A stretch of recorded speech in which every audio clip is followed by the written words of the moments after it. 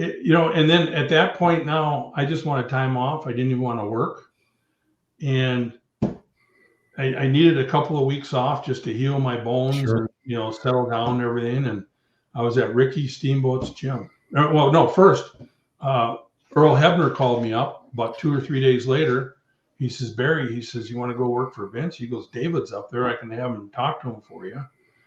And now at this time, I really believe that I'm a professional wrestler and I could, I can't do what, Ricky Steamboat did or what Arn did. I couldn't work that way. I worked more of a bigger man deal. And so I told him, I said, yeah, call him. So he called me back. He goes, yeah, he's talking to Vince for you.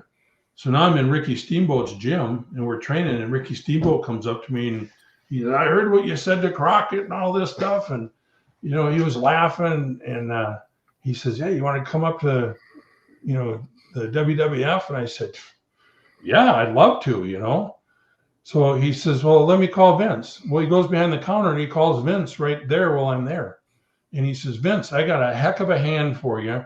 You got to pick him up. He just left Crockett. He says he's going to be new in the territory. Nobody will know who he is up there. And Vince says, yeah, give me his number and I'll call him. So then he hung up and I'm thinking, Ricky, holy cow. I love you, man.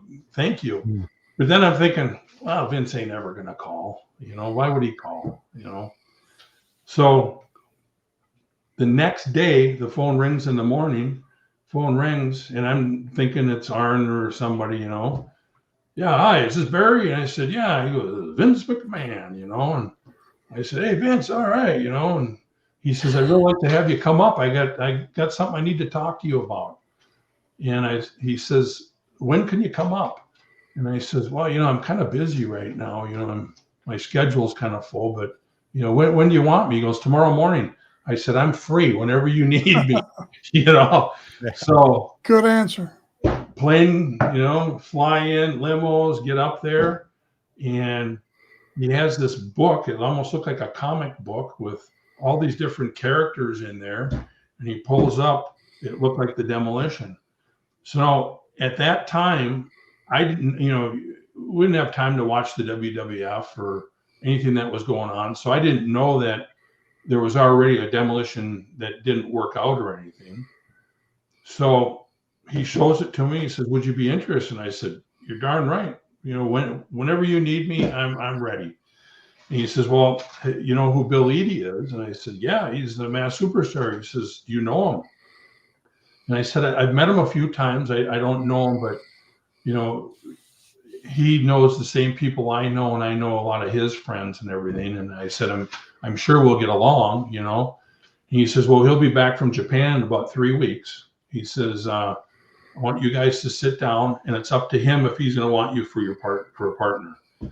So we ended up having a meeting together. We had breakfast, and we were talking about Ivan and, Flair and, Wahoo McDaniels and everybody. And he says, I think this is going to get over. He says, you want to be part of it? I said, Bill, I said, if it wasn't you, I said, I'd have a hard time saying yes.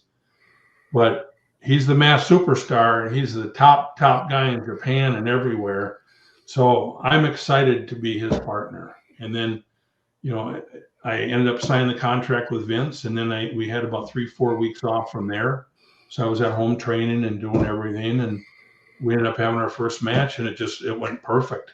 So that was the story of getting in there. So Earl Hebner and Ricky Steamboat. Wow.